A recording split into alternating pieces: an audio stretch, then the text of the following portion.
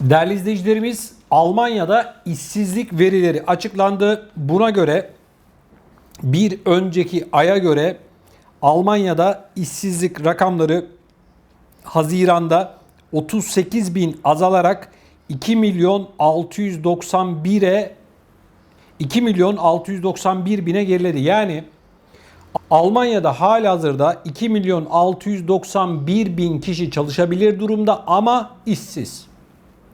Almanya Federal İş Ajansı işsizlik rakamlarına ilişkin verileri şu şekilde. Buna göre ülkede mevsimsellikten arındırılmış işsiz sayısı Haziran'da geçen aya kıyasla 38 bin azalarak 2 milyon 691 bine indi.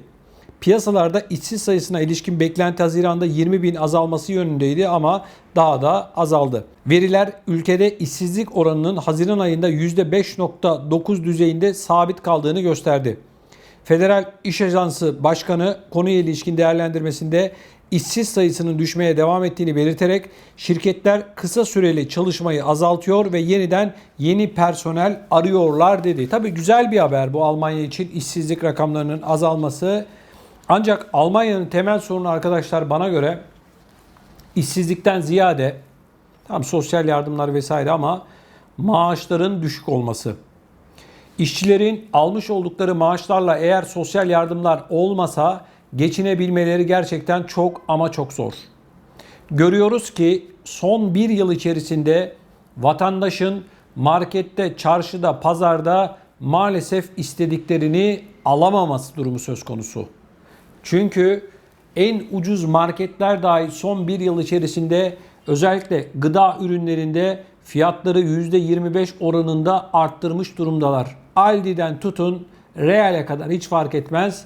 Hepsi gerçekten fiyatlarını vur Allah vur, vur Allah vur yaparak habire yükseltiyor. Geçen yıl, bırakın geçen yılı birkaç ay öncesine kadar örneğin fiyatı 3 euro, 2 euro olan bir gıda ürününü şu anda 4-4,5 eurodan aşağıya satan yok. Onu bırak.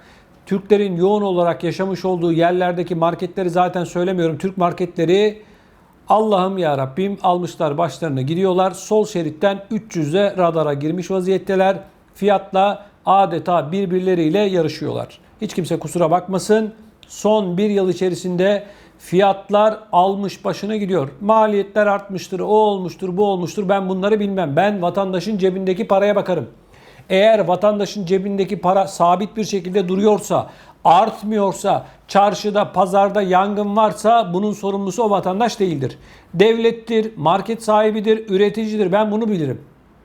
Ama almış olduğu maaşla çoluk çocuğuna bakıp geçinmek için çırpınan bir vatandaşın sen durduk yere cebinden %25'ini bu zamlarla alıyorsan ortada bu vatandaşın derdiyle dertlenen yok demektir.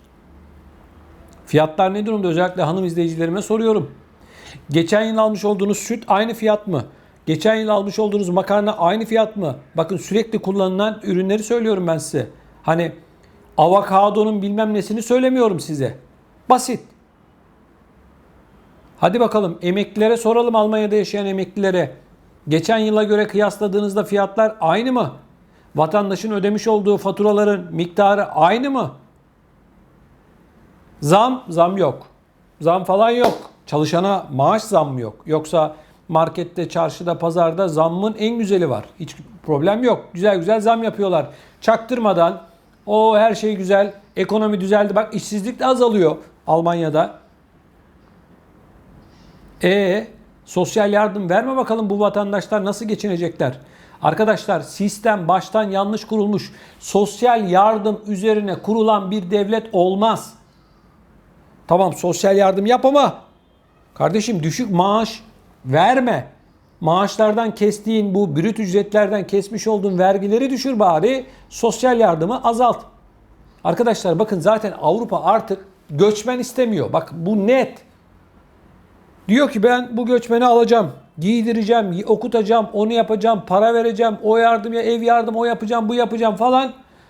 Astarı yüzünden bana pahalıya geliyor diyor. Artık hesap bu. Onun için Avrupa Birliği'ni kapatmak istiyorlar.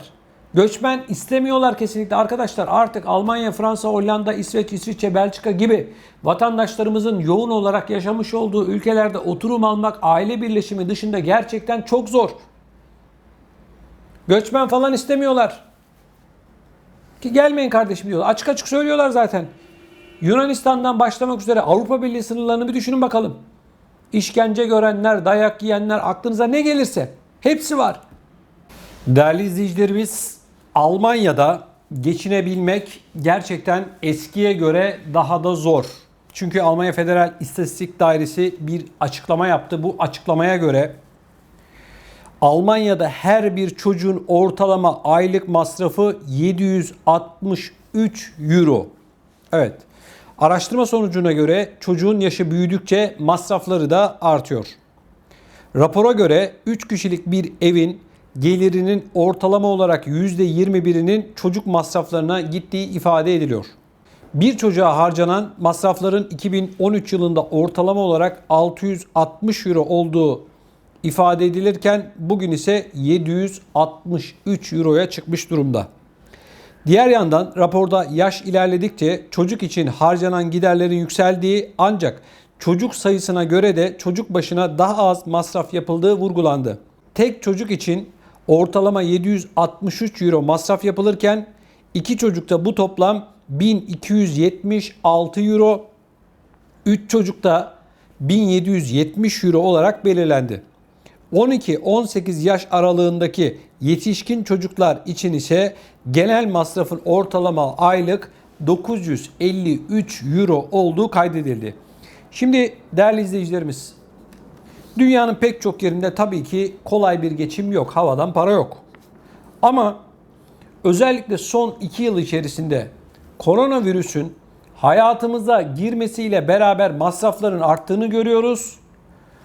Ama her ne hikmetse Almanya'da çocuk yardımı ya da diğer Avrupa ülkelerinde çocuk yardımı maalesef ciddi anlamda bir artış görmedi.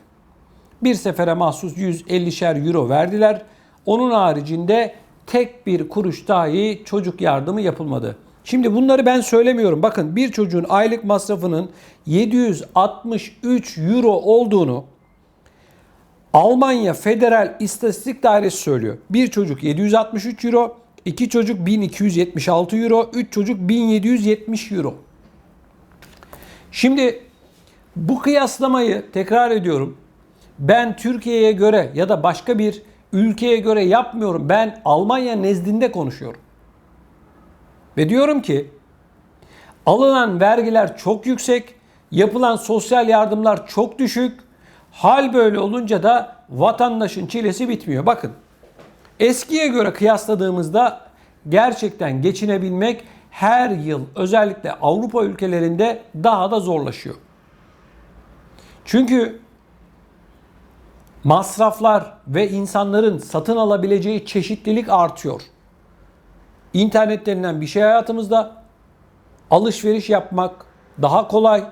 Daha çok çeşit ürün var. Her şey insanların üzerine al beni, al beni, al beni, al beni diye geliyor. Bir de çocukları olanlar tabii ki daha da zor durumda. Ben şunu söyledim. Dedim ki hiç olmazsa bu yılın sonuna kadar her aileye, çocuğu olan aile artı 500 euro çocuk yardımı bu yılın sonuna kadar yapılsın dedim. Hiç olmazsa içinde bulunduğumuz bu koronavirüsle ilgili sıkıntılı dönem bir nebze olsun anneleri, babaları rahatlatır. Şimdi izin zamanı geldi. Bakın, vatandaş bir yıl boyunca çalışıyor, üretiyor gece gündüz. Sabahlara kadar o iş yerinde, bu iş yerinde 2-3 iş yapanlar var. İzine gidebilmek için parasını biriktirdi. Zar zor. Avantajı var mı? Var. Euro 10 liraya geçti. Türkiye'de tatil yapmak daha ucuz. Bunu biliyoruz. Ama öyle dışarıdan göründüğü gibi davulun sesi hoş değil. Öyle kimseye havadan para falan yok. Yine ben bu ekrandan defalarca anlattım. Dedim ki emeklilerin maaşı yetmiyor. Pek çok insan zor geçiniyor dedim. Birileri bana kızdı. Hatta ben dedim ki sokaklarda görüyorum Almanya'da emekliler plastik şişe topluyorlar dedim. Bana kızdılar. Yok dediler. Çok abartıyorsun dediler. Ekonomik durumu iyi olan ya da almış olduğu maaşı yeten biri o çöpleri karıştırır mı? Yani birileri vardır, alışkanlık yapmıştır, hastadır, ona bir şey demem. Ama gelin görün ki vatandaş aldığı olduğu bu maaşla geçinemiyorsa o zaman ne yapıyor? Çöplüğe düşüyor. Ben öyle diyorum. Çöp toplayanlara bir şey söylemiyorum. Sakın yanlış anlamayın, o plastik şişeleri toplayanlara ben bir şey söylemiyorum. Ben durumu anlatmaya çalışıyorum. Çalmıyorlar, çıkmıyorlar, hırsızlık yapmıyorlar. Kim ne diyebilir? Birileri çöpe atmış, onu alıyorlar. Şimdi emekli maaşının yetmediğini söylüyoruz. Çocuk yardımlarının yetersiz olduğunu söylüyoruz. Ve diyoruz ki hiç olmazsa bu yılın sonuna kadar 500 euro çocuğu olanlara bir yardım yapılsın. Alman ekonomisi bunu karşılayabilecek güçte değil mi? Tabii ki gücü var. Zaten Alman ekonomisi yapamıyorsa hiç kimse yapamaz. Avrupa'da hiçbir ülke yapamaz. Yani bir çocuğun maliyeti bu kadar açık bir şekilde ortadayken sonra da diyorlar ki Alman nüfusu neden artmıyor? Doğum oranları çok düşük diyorlar. Ama sen cazip şartlar sunarsan, anne baba çocuğunu geçindirmek, büyütmek gibi kaygılar yaşamazsa emin olun ki nüfusa etkisi olacaktır. Bakıyoruz 763 euro masrafı oluyor bir evde.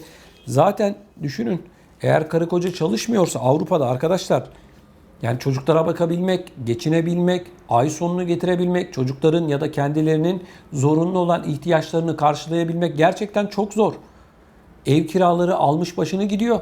Hani anlatmama gerek yok. Markette, çarşıda, pazarda yangın var diyoruz. Fiyatlar artmış vaziyette. Bunları söylerken arkadaşlar biz insanlarımızın daha iyi yaşaması için söylüyoruz. Ben söylemesem, sen bu videonun altına yorum yapmazsan o zaman aklıma şöyle bir şey geliyor. Ağlamayana meme yok. Ağlamayacaksın o zaman. Durumu iyi olanlar yok mu? Var tabii ki, Allah daha çok versin. Ama ben toplumların ezilmiş kesimi, geçinemeyen kesimlerinin sesi olmaya çalışıyorum. Lütfen bu konularla ilgili yorum yapın arkadaşlar. Videoların altına yazın. Almanya'da başta olmak üzere Avrupa'nın her noktasından çok yakından takip ediliyoruz. Çok önemli yerlerden mesajlar alıyoruz. Siz de lütfen görüşlerinizi mümkün olduğu kadar bu videomuzun, bu yayınımızın altına yazın. Bir konuyu da hatırlatmak istiyorum değerli izleyicilerimiz. Bize yapacağınız destekler çok çok önemli. Canlı yayınlarımızda Süper Chat uygulaması yürürlüğe girdi. Canlı yayın sırasında sohbet bölümünde dolar işareti var. Basıyorsunuz, tıklıyorsunuz. Sonra Süper Chat çıkıyor ya da süper stickerlar var. Birine basıp bize gönderebilirsiniz, destek olabilirsiniz. Bunun yanı sıra değerli izleyicilerimiz, katıl var. Videoların altında katıl var. Katıl üyeliği de yapabilirsiniz. Bize destek olabilirsiniz. Ben bize destek olan tüm izleyicilerimize çok çok teşekkür ediyorum. Sizlerin desteğiyle ayakta kalmaya çalışıyoruz. Yaptığınız bu desteklerle biz şu anda size yayın yapabiliyoruz. Bunu da unutmamanızı rica ediyorum. Bunun yanı sıra tüm moderatör arkadaşlarıma da çok çok teşekkür ediyorum. Onlar da çok iyi bir şekilde işlerini yapıyorlar. Hepsine ayrı ayrı tekrardan müteşekkirim. Evet,